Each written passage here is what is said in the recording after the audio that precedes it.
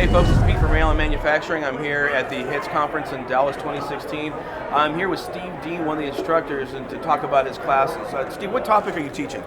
Young dogs, selection and training of young dogs. Now, in the UK, can you tell me about the training program that you guys have developed using the younger dogs? Well, the police department that I'm now retired from, the Metropolitan Police, was almost exclusively puppy-based. Okay. So you'd come on the section as a young handler, you'd be given an 8-week-old puppy that had been bred by the establishment, tested 7 weeks by the establishment to make sure that it had the potential to be a service dog, and then allocated to you through a structured puppy training program.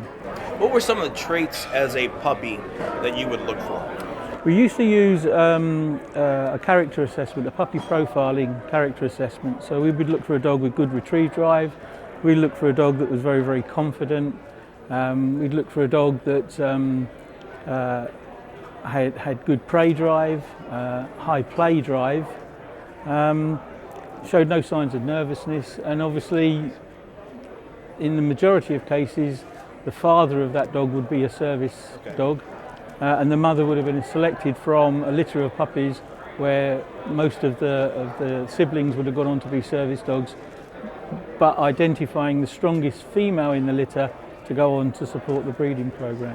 Now, we had talked a little bit earlier about how your puppy program worked, and you told me a little bit about it, where you have an officer that will get a newer dog, but then he's assigned a mentor. How did you guys select your mentors? Right. What we found was that when you give a puppy to a new handler, they have limited knowledge, and they're surrounded by a large number of canine officers who all think they're experts. Right. And they all want to help and impound their knowledge on this young guy or young lady. But of course, a lot of the time, what they were saying was wrong. It was the wrong way to raise that particular puppy. It went against our puppy training program. So we thought we needed to do something to eliminate the possibility of a young handler being bombarded with information from everybody. Right. So we selected a number of canine officers that had a good track record of having raised puppies themselves. We then invited them into our dog training establishment, and we created what we called a puppy mentoring course. So they were there with us for 2 weeks. They learned how I wanted those puppies to be raised, both in terms of their socialisation and the progressive training. And then they went out and they became the sole mentor for the new lad with his puppies, based geographically, so they would live in roughly the same area. So you're the new guy with your pup, I'm your mentor. You largely ignore everything everyone else is telling you to do with your puppy. If you've got any problems or any questions, you come to me, and I then go to the guy that's actually running the program. So when you would do the puppy training, what were the various stages that you would start out at? We worked on a basis which goes against the grain for a lot of trainers. We found that when you're raising a puppy, the biggest obstacle to that puppy's progress is, generally speaking, the human element. Right. So we put in place a training program that eliminated as best we could the human. So if we were teaching a puppy to follow scent, we'd start tracking at 12 weeks of age. We'd actually have the handler lay a 100-yard straight leg track with the wind coming from behind. They then return. I'd be holding the puppy, give the puppy back to them.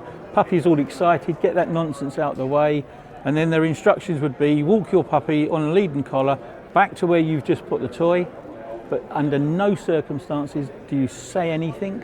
Under no circumstances do you touch that puppy or offer it any words of encouragement. And what happens is, the first 20 yards, the puppy jumps up, demanding of you. Right. Gets no reaction, the puppy, well, you're a bit of a bore, drops down, looks for something else to do. Oh, look, there's a scent there, starts to follow the scent. It might then lose that little bit of concentration, start demanding again. You ignore it again, it'll follow another little section of scent. By the time you've done that 4 times in quick succession, that puppy's got its nose down from the beginning to the end of that track. You've eliminated the biggest cause of problems, which is this talking. Yeah. Okay.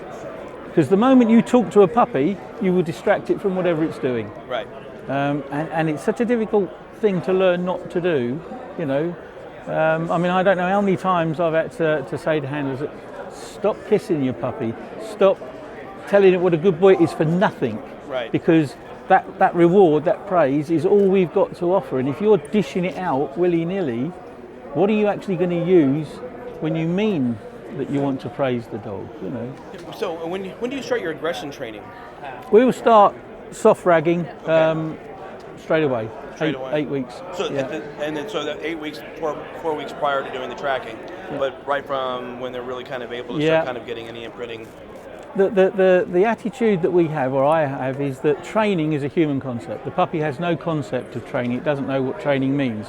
What a puppy does is it either has a pleasant experience or an unpleasant one. If it's a pleasant experience, it wants to repeat it. If it's an unpleasant one, it doesn't. It's a simple basis of dog training. So all we would do is we would look at games we can play with that puppy that will ultimately lead to the dog being competent in the exercises that we require it. So having a piece of chamois leather on a string, dragging it around in front, bringing out the prey drive in the puppy, letting it take hold of it, having a little tug of war, all things that's going to lead eventually to its bite work training, you know. Have you found this program, this puppy training program, to be more successful than going out and, say, purchasing a titled dog? Absolutely. And what would be the benefit for, say, an agency here in the U.S. to have a puppy training program? We talked a little bit about that you know every detail of the training record of it. What are some of the other ones? Well, there are no skeletons in the cupboard. So there's nothing. If you take on an 18-month, 2-year-old adult, you don't know where it's been, where it's come from, what it's experienced in its life. You don't know what there is out there that might cause that dog to give a negative reaction. You might find that out at the most critical point in your career when you are literally, you know, under threat, your life is under threat, and the dog lets you down. With a puppy, you don't have that, because our process is to allocate the puppy at 8 weeks to the guy who's going to be its handler for the rest of its life. So one, they have a vested interest in making sure that that puppy gets everything it needs, putting the time and the effort and the commitment into it. And secondly, anything that does occur in that puppy's life, and things do occur, you know, they go through fear imprint stages, the handler's aware of it. And when you're aware of something, then you can start to do something to make sure that it doesn't become an issue. The downside to it is it's a long-term project. So you're looking at taking a puppy at 8 weeks of age and not having it on the streets for somewhere in the region of 18 months. I mean, our pups used to go on a basic training course between 12 and 14 months of age. It would be a 3-month course. So 15 to 16 months they'd be out there operational. Now, kind of switching gears a little bit, I've seen you teach at HIT several different times, and I know that this class you're teaching this year in Dallas is not the only class that you've taught. What are some of the other topics that you've taught? Yeah, breeding program, how to run a large-scale breeding program. I mean, our breeding program is fairly unique, I think, in the police dog world, in that when I joined the unit we had 400 operational canine teams. We had 40 breeding females, various different breeds. We bred Malinois, we bred German Shepherds, we bred English Springer Spaniels, working Cocker Spaniels and Labradors. It was a big program. So there's a lot of people that was interested in that. And I've also spoken at they have an international breeding symposium as well. And kind of an off-topic question, but what is your favorite breed of dog and why? German Shepherd. And give me why. I was brought up with Rottweilers and Dobermans. My dad bred Rotties and Dobies, and that was initially the Rottie was my breed. When I became a police canine officer, you got what you was given, and I got this 8-week-old German Shepherd puppy, and really that's where it all began. I just absolutely fell in love with the unique relationship I believe that you can have with that breed of dog. Excellent. You know? Well, it's always good having you, to see you at the conferences. Whenever I get a chance to sit down with you, I always have a really good time. I'm looking forward to sitting in your class, and thanks again for taking out time with me today. Good to see you, Pete. Thanks.